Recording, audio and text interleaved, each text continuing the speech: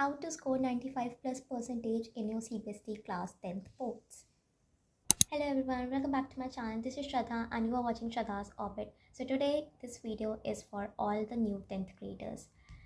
तो भाई अभी तुम लोग 9th से 10th में आए हो एंड तुम्हें लग रहा होगा कि भाई बोर्ड्स हैं, इस साल बहुत ज़्यादा पढ़ाई करना पड़ेगा, कैसे होगा, मैं तो एवरेज स्टूडेंट रहा हूँ या फिर मैं तो एवरेज स्टूडेंट रही हूँ, मैं कैसे करूँगी. Don't worry, I am here for rescue. देखो, 9th एंड 10th में basically from the beginning I was an average student. बस मेरा मैथ्स अच्छा था एंड 9th एंड 10th में मैंने अपना फिजिक्स अच्छा कर लिया था. इस वजह से सबको लगता था कि मैं टॉपर हूँ, बट नहीं भाई, मैं टॉपर नहीं थी. बाकी सब्जेक्ट्स में मेरा बहुत बुरा हाल रहता था. तो मैंने क्या किया जिससे कि मेरे 10th बोर्ड्स में मेरे 94% आ गए एज एन एवरेज स्टूडेंट. आप लोग फॉलो कर सकते हो. And so let's get into this video. मैं वीडियो के लास्ट में कुछ प्रो टिप्स दूंगी जो कि आप यूज़ करके अपने मार्क्स को और अच्छा कर सकते हो. ओके, सो लास्ट तक देखना इस वीडियो को. नोट्स देखो, now days you can get notes from any website, any platform, any app, from any one. But ऐसा तुम्हें नहीं करना है. तुम नोट्स, हाँ, रेफरेंस के लिए तुम ज़रूर ले सकते हो, but you have to make your own notes. तुम्हें अपने लैंग्वेज में बनाना है. स्कूल वाले नोट्स और जो तुम खुद के नोट्स बना रहे हो ये दोनों अलग अलग होते हैं, इनको अलग रखो. स्कूल में बोलते हैं कि कब तुम्हें अपना नोटबुक कंप्लीट करके देना है, गूगल खोलो, वहाँ से नोट्स लिखो एंड जाके दे दो. लेकिन तुम्हें अपने खुद के नोट्स बनाने हैं, वो तुम्हारे पर्सनल नोट्स तुम्हें खुद से बनाने हैं. वो तुम्हें कहीं और से नहीं लेने हैं या फिर कहीं और से कॉपी पेस्ट नहीं करने हैं, ठीक है. तो नोट्स तुम्हें सबसे पहले खुद से बनाने हैं. अब नोट्स बनाने कैसे हैं? नोट्स बनाने के लिए you have to watch video lecture. Video lecture अब तुम प्रॉपर वन शॉट उठा रहे हो या फिर तुम प्रॉपर पार्ट बाय पार्ट तुम लेक्चर्स उठा रहे हो, डजेंट मैटर. तुम्हें वीडियो लेक्चर देखने हैं, कोई भी देखो, तुम वन शॉट देखो या फिर पार्ट बाय पार्ट देखो. वीडियो लेक्चर देखने के बाद तुम्हें एनसीईआरटी रीड करना है. देखो, 10th क्लास में तुम्हें एनसीईआरटी मस्ट है, तुम्हें एनसीईआरटी करना ही पड़ेगा. भले तुम कुछ और करो ना करो, तुम्हें एनसीईआरटी करना ही पड़ेगा. सो इन 11th and 12th for chemistry and bio, ठीक है. तो देखो, तुम्हें क्या करना है, तुम्हें वीडियो लेक्चर देखना है, तुम्हें फिर एनसीईआरटी रीड करना है and then you have to make your own notes. अब तुम वीडियो लेक्चर देखने के टाइम पे जो तुम्हें एनसीईआरटी में समझ ना आ रहा हो, तुम उसको ईजी लैंग्वेज में लिख लो अपने बुक में, या फिर बुक रीडिंग के टाइम पे तुमने कुछ मार्क करके रखा हो या फिर अपने लैंग्वेज में कुछ लिख लिया हो, वो सब तुम्हें अपने नोट्स में इंक्लूड करने हैं. ओके, ये सब तुम्हें करना है. अब देखो, बहुत सारे लोग बोलते हैं रेफरेंस बुक यूज़ कर लो. तो भाई reference book I would not suggest कि तुम रेफरेंस बुक हर एक सब्जेक्ट के लिए यूज़ करो. फॉर मैथ्स या you have to solve reference book. अगर तुम स्टैंडर्ड मैथ्स वाले हो तो, बेसिक मैथ्स वाले हो फिर तो भाई बाकी छोड़ दो, फिर तुम्हें रेफरेंस बुक करना ही नहीं है. तुम एनसीईआरटी एंड पीवाईक्यूज़ पर फोकस करो. रेफरेंस बुक तुम्हें कौन कौन से सब्जेक्ट के लिए फॉलो करना है? मैंने पर्सनली किसके किसके लिए किए थे? मैंने फिजिक्स एंड मैथ्स के लिए किए थे. दो मैंने केमिस्ट्री एंड बायो के लिए रेफरेंस बुक लिए ज़रूर थे, बट मैंने फॉलो नहीं किया था. बस मैंने स्टार्टिंग के एक दो टॉपिक रीड किए, अंदर में से नहीं हुआ, मैंने छोड़ दिया. फिजिक्स एंड मैथ्स के लिए मैंने रेफरेंस बुक ज़रूर किए थे एंड मैं लास्ट में बताऊँगी मैंने फिजिक्स एंड मैथ्स के लिए कौन से रेफरेंस बुक यूज़ किए थे. फॉर कॉन्टेक्स्ट, मेरे मैथ्स आए थे 99 मार्क्स एंड फिजिक्स में भी मेरे फुल मार्क्स थे. साइंस में आई स्कोर 97 मार्क्स, जिसमें मैंने जब पेपर आके एनालाइज किया था घर पे. बायो में मेरे 2 मार्क्स कट रहे थे. वो एक हार्मोन वाला क्वेश्चन था, प्लांट हार्मोन वाला था, ऑक्सिन वाला क्वेश्चन था, स्पेसिफिकली ऑक्सिन वाला, जो कि मेरे को मेरे पूरे सेशन में कभी समझ नहीं आया, वो वाला क्वेश्चन था. एंड केमिस्ट्री में मेरे 1 मार्क्स कट रहे थे, फिजिक्स में मेरे फुल आ रहे थे. एंड मेरे 8th में फ़िज़िक्स बहुत ख़राब था, लाइक बहुत ज़्यादा ख़राब था. 9th में मैंने खुद से सही किया था. 10th में मैंने सेम स्टेप फॉलो करके 10th में भी अपना फ़िज़िक्स अच्छा किया था. तो या फिज़िक्स एंड मैथ्स के लिए मैंने रेफरेंस बुक यूज़ किए थे. अब पी वाई क्यूज़ पे आते हैं. तो for P Y Qs also मैंने फिज़िक्स एंड मैथ्स के लिए पी वाई क्यूज़ सॉल्व किए थे. मैंने बाकी सब के लिए बिगनिंग ऑफ द सेशन से मैंने नहीं सॉल्व किया था P Y Q. P Y Q से आप, इट इज़ अ मस्ट भाई, पी वाई क्यू करना हो तुम्हें, नहीं छोड़ना है, लेकिन वो लास्ट में जाके करना है, ठीक है. पी वाई क्यूज़ मैंने किए थे, बट मैंने सिर्फ मैथ्स एंड फिजिक्स के लिए किए थे. So in my 10th standard I use to go to a coaching. I was in a coaching where my physics teacher use to give us homework, P Y Qs as homework. वो बोलते थे कि भाई तुम लोग को 5 या 10 question daily हर एक टॉपिक से तुम्हें करके लाना है, ठीक है. तो हम लोग करके ले जाते थे. एंड पी वाई क्यूज़ के चक्कर में मैंने इतने वैरायटी ऑफ क्वेश्चंस कर लिए थे कि मेरा फिजिक्स में अच्छा खासा लाइक मेरे को PYQ सॉल्व करने में, जो मैंने सैम्पल पेपर्स लगाए थे वो सॉल्व करने में मेरे को कोई प्रॉब्लम नहीं होता, एंड देन इवेंचुअली एग्जाम में मेरे को कोई प्रॉब्लम नहीं हुआ। एंड ऑब्वियसली मैंने रेफरेंस बुक किया था क्योंकि मेरा फिजिक्स वीक था, तो रेफरेंस बुक मैंने किया था, एंड उसके वजह से भी मैंने बहुत सारे वैरायटी ऑफ क्वेश्चन कर लिए थे रेफरेंस बुक के चक्कर में। तो या फिजिक्स में मेरे को कोई प्रॉब्लम हुआ नहीं। मैथ्स में देखो, तुम कोई भी रेफरेंस बुक यूज़ करो, RD शर्मा, RS अग्रवाल, या फिर IIT फाउंडेशन, आई थिंक कुछ ऐसा बुक है, तुम कोई भी सॉल्व करो, डजेंट मैटर। अगर देखो तुम्हें 11th एंड 12th में तुम्हें मैथ्स नहीं लेना है तो तुम RD शर्मा या फिर IIT फाउंडेशन वाला मत यूज़ करो, तुम RS अग्रवाल पे जाओ। लेकिन अगर तुम्हें लेना है तो तुम RD शर्मा सॉल्व कर सकते हो। इट इज़ नॉट मैंडेटरी कि तुम्हें RD शर्मा करना ही करना है अगर तुम्हें 11th एंड 12th में मैथ्स लेना है तो। नहीं, मैंने नहीं किया था, मैंने 11th 12th में मैथ्स लिए थे। मैंने 11th 12th में मैथ्स लिया था, बट मैंने 10th में RD शर्मा सॉल्व नहीं किया था भाई, मेरे को डर लगता था, पता नहीं क्यों। तो या ऑल राइट, रेफरेंस बुक तुम कोई भी सॉल्व कर लो। PYQs तुम्हें मैथ्स एंड फिजिक्स के लिए from the beginning of the session से तुम्हें करने ही करने हैं। अगर तुम स्टैंडर्ड मैथ्स वाले हो, अगर तुम बेसिक वाले हो, छोड़ दो, जस्ट लीव इट, वो तुम्हें लास्ट में जाके करना है। अब बात करते हैं सब्जेक्ट वाइज तुम्हें किन किन चीज़ों पे फोकस करना है। Subject wise let's start from maths. All right, maths में तुम्हें क्या करना है, मैथ्स में you have to focus on a question practice. Obviously theory पे मत चले जाना। थ्योरी वाले चैप्टर तुम्हारे हैं सर्कल वाला एंड ट्रायंगल वाला, ये दोनों थ्योरी वाले हैं, बाकी तुम्हारा थ्योरी वाला कोई नहीं है। तो मैथ्स में तुम्हें क्या करना है, मैथ्स में तुम्हें क्वेश्चन प्रैक्टिस पे फोकस करना है। अब मैथ्स में तुम्हें रेफरेंस बुक सारे सब्जेक्ट के लिए सॉल्व नहीं करने हैं, ठीक है। ये मैं लास्ट में बताऊंगी तुम्हें कौन कौन से चैप्टर के लिए रेफरेंस बुक सॉल्व करना है। बट या ट्रिगो के लिए ऑब्वियसली तुम्हें करना है अगर तुम स्टैंडर्ड मैथ्स वाले हो। बाकी मैं बताऊंगी कि तुम्हें किस किस चैप्टर के लिए रेफरेंस बुक सॉल्व करना है। तो मैथ्स में तुम्हें क्वेश्चन प्रैक्टिस पे फोकस करना है। अब साइंस पे आते हैं। साइंस में we have physics, chemistry and bio, and इन तीनों का अप्रोच अलग अलग होता है, ठीक है। फिजिक्स में you have to focus both theory as well as question practice, numericals. तो पर्सनली मेरे को न्यूमेरिकल वाले चैप्टर बहुत पसंद थे, मेरे को थ्योरी वाले चैप्टर में प्रॉब्लम आता था। तो मैंने क्या किया था, मैं वीडियो लेक्चर देखती थी। मैंने रक्षक सर के यूट्यूब वाले वीडियो लेक्चर देखे थे। ऑल्दो मेरे पास पेड बैच भी था, बट मैंने यूट्यूब वाले ज़्यादा प्रेफर किए थे बिकॉज मैं अपना सिलेबस थोड़ा जल्दी कर रही थी एंड बैच में थोड़ा सा लेट हो रहा था। मेरे को उतना लेट नहीं करना था, मेरे को जल्दी करना था। एंड यूट्यूब वाले लेक्चर उनके बहुत सही है, नॉट स्पॉन्सर्ड। यूट्यूब वाले लेक्चर उनके बहुत मस्त है। तुम लोग अगर तुम्हें फिजिक्स में ज़ीरो, भाई तुम लोग लेजिट 0 से 100 पे पहुंच जाओगे फिजिक्स में अगर तुम उनके लेक्चर देख रहे हो। तो या अगर तुम्हें फिजिक्स बिल्कुल नहीं आता है, you can go for his lectures, okay. रक्षक सर के लेक्चर तुम देख सकते हो। तो या क्वेश्चन प्रैक्टिस, तुम्हें सबसे पहले वीडियो लेक्चर देखना है, देन तुम्हें NCERT रीडिंग करना है। रेफरेंस बुक, अगर तुम्हारा फिजिक्स वीक है या फिर तुम्हें और ज़्यादा क्लैरिटी चाहिए, क्योंकि मेरे केस में मेरे को चाहिए था, मेरे को फिजिक्स पसंद था। ऑल्दो मेरा फिजिक्स वीक था बट मेरे को फिजिक्स पसंद बहुत था।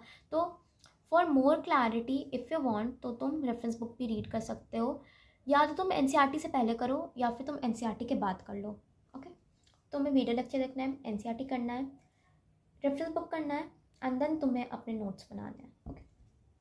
अब तुम्हें क्वेश्चन आंसर तुम्हें NCERT के करने ही करने हैं, एंड रेफरेंस बुक के एग्जाम्पल ज़रूर कर लेना और कुछ क्वेश्चन ज़रूर कर लेना, क्योंकि रेफरेंस बुक में बहुत सारे क्वेश्चन ना, एक ही तरह के क्वेश्चन तुम्हारे घुमा फिरा के पूछे जाते हैं, तो उतना मत करना, ज़रूरी नहीं है। मेरे केस में मैंने हर एक क्वेश्चन सॉल्व किए थे। लाइक अगर किसी चैप्टर में 100 क्वेश्चन है, किसी चैप्टर में 150 है, किसी में 200 है, मैंने किए थे भाई। मैं पागल हो रखी थी फिजिक्स स्ट्रॉन्ग करने के पीछे, तो मैंने किए थे। बट तुम्हारे लिए वैसा कोई नेसेसरी नहीं है, उतना भी पागल नहीं बनना है, ठीक है। रेफरेंस बुक के कुछ इंपॉर्टेंट क्वेश्चन कर लेना, वो तुम अपने टीचर से पूछ सकते हो, ये टीचर भी रेफरेंस बुक से पढ़ाते ही हैं, या फिर तुम ChatGPT से ऑब्वियसली पूछ सकते हो कौन से इंपॉर्टेंट है। NCERT तुम्हें पूरा करना है। NCERT में कोई एक्सेप्शन नहीं चलने वाला है कि भाई ये क्वेश्चन कर लिया ये नहीं करूँगा, ऐसा नहीं है। NCERT पूरा करना है, ओके। फॉर बायो में तुम्हें थ्योरी पे फोकस करना है as well as on your diagram पे भी फोकस करना है। एंड कंट्रोल एंड कोऑर्डिनेशन वाले चैप्टर में तुम्हें हॉर्मोन्स पे फोकस करना है। हॉर्मोन्स में प्लांट हॉर्मोन ज़रूर देख लेना भाई, इसमें स्पेशली ऑक्सिन वाला। ऑक्सिन की वजह से मेरे मार्क्स कटे थे, दो मार्क्स का क्वेश्चन आया था, मेरे 2 मार्क्स कटे थे मेरे पूरे सेशन में। मेरे को नहीं समझ में आया कि ऑक्सिन का आखिर रोल क्या है।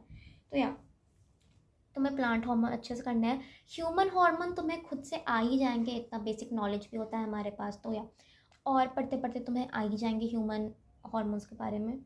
तो या वो देख लेना। डायग्राम ज़रूर प्रैक्टिस करना। बायो के डायग्राम देखने में बहुत ज़्यादा डिफिकल्ट लगते हैं बट होते नहीं हैं। तो या तुम एक बार में तुमसे हो जाएगा, एक बार में नहीं होगा तो 2 बार में ज़रूर हो जाएगा। तो डायग्राम ज़रूर देख लेना। किडनी वाला डायग्राम एंड न्यूरॉन वाला डायग्राम ये मस्ट है, ये दोनों तो गलती से भी मत छोड़ के जाना। डाइजेशन वाला वो जो लाइक फुल ह्यूमन बॉडी वाला डायग्राम है वो छोड़ सकते हो, बट किडनी वाला एंड न्यूरॉन वाला गलती से भी मत छोड़ना, वो आते हैं एग्जाम में, ठीक है। और केमिस्ट्री में तुम्हें थ्योरी पे ऑब्वियसली फोकस करना है एंड तुम्हें रिएक्शन पे भी फोकस करना है। केमिस्ट्री के लिए तुम्हें रिएक्शन पे फोकस करना है। रिएक्शन लेकिन लर्न नहीं होते हैं, लास्ट में बताऊंगी कैसे करना है लर्न, ओके। देखो रिएक्शन मैंने जैन में लर्न किया था, मैंने जनवरी में आके रिएक्शन लर्न किए थे। बट भाई अगर तुम्हें मार्क्स चाहिए, क्योंकि इंटरनल में मार्क्स जाते हैं, अगर तुम्हें इंटरनल में चाहिए तो रिएक्शन तुम्हें स्टार्टिंग से करने पड़ेंगे, नहीं चाहिए तो मत करो। आई डोंट थिंक कि इंटरनल में तुम्हारे ज़्यादा रिएक्शन पूछते भी हैं, and please ignore that noise. मैं कुछ नहीं कर सकती इसका, घर में हो तो भाई ऑब्वियसली आवाज़ तो आएगा ही। ओके, साइंस में तुम्हें क्या अप्रोच लेना है? साइंस में तुम्हें वीडियो लेक्चर देखना है, एनसीईआरटी ज़रूर रीड करना है, एंड इफ़ यू वांट तो तुम एक रेफरेंस बुक कर सकते हो, नहीं मैंने मत करो। Video lecture, NCERT and then तुम्हें नोट्स बनाना है, ठीक है। बट तीनों इसके सब पार्ट्स में तुम्हारा फिजिक्स केमिस्ट्री या एंड बायो में तुम्हारा अप्रोच अलग अलग होता है, तो तुम्हें उस हिसाब से करना है, ठीक है। एनसीईआरटी क्वेश्चन गलती से भी छोड़ के मत जाना। एनसीईआरटी क्वेश्चन करने ही करने हैं, क्योंकि साइंस में आते हैं तुम्हारे एनसीईआरटी से क्वेश्चन। और for bio and chemistry NCERT exemplar से भी क्वेश्चन आते हैं। इन माई केस मैंने एग्जाम्पलर केमिस्ट्री को स्टार्ट तो किया था लास्ट में, लाइक जान में, कि उससे पहले मैं अपना सिलेबस ही कंप्लीट कर रही थी, बट मैंने एक चैप्टर करके छोड़ दिया था, फिर मैंने पीवाईक्यू पे फोकस किया था। बट अगर तुम्हें करना है या फिर तुम ओलंपियाड के लिए जा रहे हो तो तुम हाँ एनसीईआरटी एग्जाम्पलर ज़रूर सॉल्व करना, ठीक है, उसको मत छोड़ना। फॉर बायो केमिस्ट्री, फिजिक्स के लिए तुम रेफरेंस बुक बना रहे हो, बहुत है। और राइट, एसएसटी में ज्योग्राफी, सिविक्स, हिस्ट्री, इकोनॉमिक्स में तुम्हारे गिन के 4 चैप्टर हैं। बाकी ज्योग्राफी में तुम्हारे 6 चैप्टर हैं, हिस्ट्री में आई थिंक 5 हैं, पॉलिटिकल साइंस में भी आई थिंक 5 हैं, I don't know, I don't remember actually. तो या इसमें देखो तुम्हारा बस ज्योग्राफी एक रट्टाफिकेशन वाला सब्जेक्ट है, बाकी सारे तो तुम्हारे वही समझने वाले ही हैं। पॉलिटिकल साइंस में भाई वो ग्राम पंचायत वाला टॉपिक दिमाग ख़राब करके रखा हुआ था मेरा ऑनेस्टली। मतलब मैंने 3rd क्लास में उस टॉपिक को पढ़ा था एंड उसके बाद मेरे को 3rd क्लास में समझ ही नहीं आया। मैंने सोचा कि भाई छोड़ देती उसको, मैं पढ़ूंगी नहीं। 10th क्लास में घूम फिर के वापस आ गया तो मेरे को करना ही पड़ा। Karma is real, okay. तो या तुम्हें history and civics and economics में वीडियो लेक्चर लो, एनसीईआरटी रीडिंग करो, नोट्स बनाओ, दैट्स। रेफरेंस बुक नहीं करना है तुम्हारे एसएसटी में, ठीक है। एसएसटी में कोई रेफरेंस बुक नहीं, एसएसटी में NCERT is enough, more than enough. Geography में आपको वीडियो लेक्चर ऑब्वियसली देखने हैं, एनसीईआरटी भी करना है एंड नोट्स भी बनाने हैं, उसमें भी रेफरेंस बुक नहीं करना है। रेफरेंस बुक मत उठा लेना, इतने मोटे मोटे बुक्स होते हैं रेफरेंस वाले, देख के ट्रॉमा हो जाएगा भाई, हार्ट अटैक आ जाएगा, मत करना, ठीक है। अब देखो ज्योग्राफी में तुम्हारे कुछ चैप्टर्स बहुत ज़्यादा मार्कअप वाले हैं भाई, तुम्हें उसमें बहुत ज़्यादा रट्टाफिकेशन करना पड़ेगा। जैसे कि तुम्हारे एग्रीकल्चर वाला चैप्टर, मिनरल्स वाला चैप्टर, वो वाले, और फ्यूल वाला चैप्टर, आई थिंक सेम है, ओके। ये सारे चैप्टर तुम्हारे लाइक बहुत ज़्यादा तुम्हें इसमें रट्टाफिकेशन होता है। तो इसमें क्या करना, चैप्टर सॉल्व करने के बाद लाइक जब तुम नोट्स बनाते हो तो रिवीजन के लिए एक बार तुम शॉर्ट नोट्स बना के रख लेना, ठीक है। उन दो मतलब लास्ट में एग्रीकल्चर वाला चैप्टर एंड मिनरल वाला चैप्टर, इन दोनों के लिए तो ज़रूर शॉर्ट नोट्स बना लेना, 1 पेज में हो जाएगा। एग्रीकल्चर अगर 2 पेज में होता है, एग्रीकल्चर 1 में नहीं होगा तो 2 पेज में हो जाएगा। मिनरल वाला चैप्टर हो जाएगा तुम्हारा 1 पेज में, मैंने बनाए थे जितना मेरे को याद है, 1 पेज में हो गया था। मैंने 2 चैप्टर के बनाए थे, अब मेरे को याद नहीं आ रहा। मैंने एग्रीकल्चर का नहीं बनाया था क्योंकि एग्रीकल्चर मेरे को ना प्लांट्स में पहले से बहुत ज़्यादा इंटरेस्ट है, तो मेरे को एग्रीकल्चर चैप्टर में कोई प्रॉब्लम हुआ नहीं। 2 चैप्टर को मैंने बनाया था, जिसमें मेरे को एक अच्छे से याद है, मैंने मिनरल्स वाले का बनाया था, दूसरा किसका बनाया था ये मेरे को याद नहीं है वो, लेकिन 1st 2nd चैप्टर का नहीं था, वो बाद वाले ही थे, एग्रीकल्चर के बाद वाला ही चैप्टर था। तो या एग्रीकल्चर में एक्चुअली ईजी है, तो तुम्हें एग्रीकल्चर में 2-4 एग्जाम्पल लर्न कर लेने होते हैं ना, हो जाता है। सॉइल भी तुम्हारा लाइक रीजन वाइज तुम्हारा एक ही जैसा होता है, तो यहाँ हो जाएगा एग्रीकल्चर में। अब देखो एसएसटी में अगर तुम्हारा मन है तो तुम क्वेश्चन आंसर करो एनसीईआरटी वाले, नहीं मन है छोड़ दो। एग्ज़ाम के टाइम पे थोड़े पीवाईक्यूज गूगल पे या चैट जीपीटी से या फिर वीडियो लेक्चर मिल जाएगा तुम्हें, तुम वो कर सकते हो। एनसीईआरटी क्वेश्चन मैंने नहीं किया, अगर तुम्हारा मन है तो तुम एसएसटी में एनसीईआरटी क्वेश्चन करो, नहीं मन है तो छोड़ दो, ठीक है।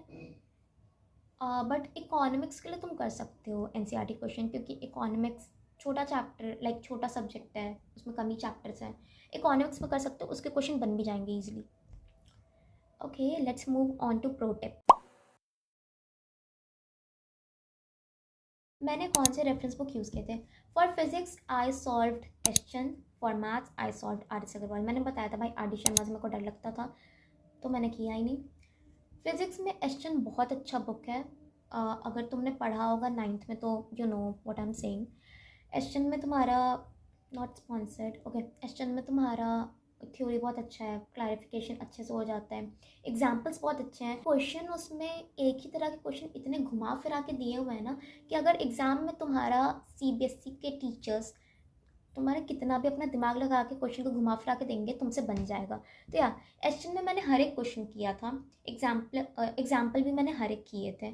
तुम्हें उतना दिमाग ख़राब करने का ज़रूरत नहीं है, क्योंकि मैं पागल हो रखी थी तो सब पागल नहीं होते हैं।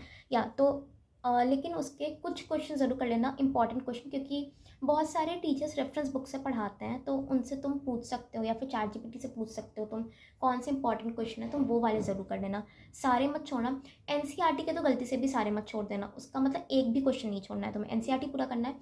रेफरेंस बुक में तुम्हारा मन है तुम पूरा करो, नहीं मन है तुम थोड़े से करो, इंपॉर्टेंट क्वेश्चन टीचर से पूछ लो या फिर चैट जीपीटी से पूछ लो, एंड देन तुम अपना करो सॉल्व। ओके, मैथ्स में, अच्छा मैथ्स में आर एस अग्रवाल मैंने किया था, क्योंकि आर एस अग्रवाल से पी वाई क्यूज़ बहुत सारे बन रहे थे एंड क्वेश्चन भी बहुत सारे आते हैं आर एस अग्रवाल से। स्पेसिफिकली तुम्हारा ट्रिग्नोमेट्री में आर एस अग्रवाल के बहुत ज़्यादा क्वेश्चन आते हैं। आर डी शर्मा के मैंने नहीं देखे ट्रिग्नोमेट्री में उतने ज़्यादा, बट आर एस अग्रवाल से बहुत ज़्यादा क्वेश्चन आए हुए थे। सो या आर एस अग्रवाल, अगर तुम बोर्ड्स पे स्पेसिफिकली फोकस कर रहे हो तो तुम आर एस अग्रवाल करो, R D Sharma and I I T foundation ये सब छोड़ दो, आर एस अग्रवाल ही करो। बट इफ़ यू वांट तो तुम आर डी शर्मा कर सकते हो। मैं जब 10th में आई थी, मैं इस डेलूर के साथ आई थी कि भाई मैं तो आर एस अग्रवाल भी करूँगी, मैं आर डी शर्मा भी करूँगी, लेकिन टाइम नहीं बचा, नहीं बचा टाइम मेरे पास। ओके, आर एस अग्रवाल करने में मेरा हालत ख़राब हुआ था, तो या ओके। अब मैंने मैथ्स में कौन कौन से चैप्टर के लिए रेफरेंस बुक किए थे और तुम्हें कौन कौन से चैप्टर के लिए करने हैं। मैथ्स में स्टार्टिंग का रैशनल नंबर वाला चैप्टर, पॉलिनॉमियल, क्वाड्रेटिक, ये वाले चैप्टर के लिए हाँ तुम कर लो आर एस अग्रवाल, तुम मतलब रेफरेंस बुक कर लो, ठीक है। बट फॉर प्रूविंग वाला चैप्टर सर्कल एंड ट्राइंगल में, वो तो तुम्हें एनसीईआरटी ज़रूर करना, उसको तो गलती से भी मत छोड़ना। और अगर तुम्हारा वो चैप्टर वीक है, जैसे कि मेरे को प्रूविंग में बहुत प्रॉब्लम होता था, तो मैंने रेफरेंस बुक किया था उसके लिए, क्योंकि क्वेश्चन हो नोस कि भाई कहाँ से घुमा फिरा के ये लोग दे दे सीबीएसई वाले तुम्हारे बोर्ड्स में। तो मैंने किए थे रेफरेंस बुक के अच्छे से, क्योंकि मैथ्स में मेरा टारगेट था मेरे को फुल मार्क्स चाहिए, दो मेरे 1 मार्क्स कट गए थे, मेरे 99 ही आए थे मेरी बेवकूफ़ी की वजह से, जो कि मैंने सिंपल फैक्टराइजेशन में गलत कर दिया था। मैथ्स में मेरा फोकस था कि मेरे को फुल मार्क्स चाहिए, तो इसलिए मैंने सिर्फ रेफरेंस बुक किया था फॉर प्रूविंग वाला चैप्टर, क्योंकि प्रूविंग वाले चैप्टर बहुत ज़्यादा मार्क्स के आते हैं, लाइक उनका हाई वेटेज होता है, तो उतना मार्क्स लूज़ करना अफोर्ड नहीं कर सकती थी, तो या मैंने किए थे। फॉर मेंसुरेशन वाला चैप्टर जो कि सर्फेस एरिया एंड वॉल्यूम वाला चैप्टर है, गलती से भी उसके लिए रेफरेंस बुक मत कर लेना, क्योंकि भाई उसके जो तुम्हारे न्यूमेरिकल्स होते हैं, जो उसके नंबर्स होते हैं ना, इतना हैवी कैलकुलेशन उसका होता है, इतना लेंदी कैलकुलेशन होते हैं, नहीं होगा भाई, दिमाग ख़राब कर लोगे तुम, बस एनसीईआरटी करो उसके लिए, ठीक है, वो रेफरेंस बुक छोड़ दो। फॉर स्टार्ट्स में मेरे पास 9th में बहुत ज़्यादा टाइम बच रहा था, तो मैंने दिसंबर में स्टार्ट्स कर लिए थे 9th में। 10th में मेरे कोचिंग वाले सर ने बोला तुम लोग कर रखे तो अभी एनसीईआरटी कर लो, अभी छोड़ दो। बट 10th में जिस टाइम पे जिन लोगों ने नहीं किए थे 9th में, उन लोगों से सर ने करवाए थे, तो अगर तुम नहीं किए हैं और तुम्हें मार्क्स नहीं लूज़ करने हैं अपने, तो हाँ तुम रेफरेंस बुक करो फॉर स्टार्ट्स। प्रोबेबिलिटी के लिए आई वॉन्ट सजेस्ट कि तुम प्रोबेबिलिटी के लिए करो, क्योंकि प्रोबेबिलिटी के क्वेश्चन बहुत ईजी आते हैं, उतने भी नहीं हार्ड आते हैं। एंड अगर तुम पी वाई क्यूज़ कर रहे हो तो तुम्हारी प्रोबेबिलिटी बन जाएंगे, रेफरेंस बुक का ज़रूरत नहीं है। प्रोबेबिलिटी इन माय केस मेरा वीक चैप्टर था, मेरा अभी भी दिमाग ख़राब होता है 11th-12th में प्रोबेबिलिटी पढ़ने में, तो मैंने भाई छुआ ही नहीं था, मेरे अंदर हिम्मत ही नहीं था प्रोबेबिलिटी के लिए रेफरेंस बुक करने का। तो या अगर तुम्हारा वीक है या फिर तुम्हारा नहीं बना या फिर तुम्हारे पास टाइम नहीं बच रहा है, क्योंकि अगेन वो लास्ट का चैप्टर होता है, उतना टाइम होता नहीं है, तो तुम रेफरेंस बुक छोड़ दो, तुम मत करो सॉल्व। बट अगर तुम्हारे पास टाइम है और अगर तुम्हें अपने आप को टॉर्चर करना कुछ ज़्यादा पसंद है, तो हाँ तुम कर सकते हो रेफरेंस बुक अपने प्रोबेबिलिटी के लिए सॉल्व, या बट मत करो, मेरी मानो तो मत करो, क्योंकि प्रोबेबिलिटी के क्वेश्चन हो जाते हैं एनसीईआरटी से एंड देन पीवाईक्यूज से हो जाते हैं। पीवाईक्यूज ज़रूर करना है, पीवाईक्यूज हर एक चैप्टर के लिए ज़रूर करना है। पीवाईक्यूज तुम्हें लास्ट में सारे सब्जेक्ट्स के लिए करना है, एक भी सब्जेक्ट के लिए छोड़ना नहीं है, तो पीवाईक्यूज तुम्हें ज़रूर करना है, उसको मत छोड़ना। लेकिन रेफरेंस बुक प्रोबेबिलिटी के लिए या फिर वो सर्फेस एरिया एंड वॉल्यूम के लिए मत करो। आई वोंट सजेस्ट कि तुम करो। हिस्ट्री में कुछ टॉपिक्स होते हैं जो कि फ्रीक्वेंटली आस्क होते हैं एंड वो बहुत ज़्यादा मार्किंग के भी आते हैं, लाइक 5 मार्क, 3 मार्क, 4 मार्क के आ जाते हैं। और इस मच्छर को इग्नोर करना प्लीज़, पता नहीं कहाँ से आ गया। ओके, तो नेपोलियनिक कोड ऑफ कंडक्ट, इसको ज़रूर देख लेना। उसके बाद पीस ऑफ ट्रीटी, हाँ कुछ ऐसा था, उसको ज़रूर देख लेना। ये दोनों ज़रूर देख लेना। एंड देन तुम्हारे इंडियन रिवॉल्यूशन वाले चैप्टर में महात्मा गांधी के जो वो 3 रिवॉल्यूशन थे, देन वो सत्याग्रह वाला था, वो ज़रूर देख लेना। और एक चैप्टर है, आई थिंक मिड में है वो, उससे क्वेश्चन बहुत ज़्यादा आते हैं, लाइक अच्छे खासे आते हैं उससे क्वेश्चन। वो वाला चैप्टर अगर तुम कर लेते हो तो तुम्हारा जो लास्ट वाला चैप्टर है, जो ऑथर्स वाला चैप्टर है, तुम्हें वो करने की फिर ज़रूरत नहीं पड़ेगी, बिकॉज मोस्टली चीज़ तुम्हारा इन तीनों चैप्टर में कवर हो जाता है लास्ट वाले चैप्टर का। ओके, तो स्टार्टिंग के वो जो 3 चैप्टर हैं उनसे, 3 या 4 चैप्टर जो तुम्हारे स्टार्टिंग के, उनसे तुम्हारा हो जाएगा लास्ट में। और ऑनेस्टली जो ऑथर वाला जो लिस्ट है ना, लाइक ऑथर के बारे में जो भी पढ़ना है, ऑथर का या तो MCQ में आता है या फिर 2 मार्कर वाले में आता है। ऑथर का नहीं आता एक्चुअली, 2 मार्कर में मैंने देखा तो नहीं था मेरे क्वेश्चन पेपर में, मेरे को MCQ में ज़रूर मिला था ऑथर वाला। तो या ऑथर वाला उतना भी इंपॉर्टेंट नहीं है, अगर तुम्हें MCQ इन सब में चाहिए तो या कर लेना उसको। Okay, how to learn reaction in chemistry. अब केमिस्ट्री में कैसे करना है? Chemistry you have to take an A4 size paper, उसमें तुम्हें सारे रिएक्शन लिख लेना है। रिएक्शन लिखो, वॉल पे पेस्ट करना है करो, नहीं तो अपने चैप्टर के बाद, चैप्टर कंप्लीट होने के बाद तुम उसको पेस्ट कर लो। एंड देन तुम उसको वीकली या मंथली देखो, या फिर एग्ज़ाम से पहले तो ज़रूर देख लेना। मैंने पर्सनली केमिस्ट्री में जान में किया था, मैंने उससे पहले किया ही नहीं था। जान में जब मैं सैम्पल पेपर बनाने वाली तब मेरे को दिखा कि भाई इसमें तो बहुत सारे क्वेश्चन है रिएक्शन के, उसके बिना तो होगा ही नहीं।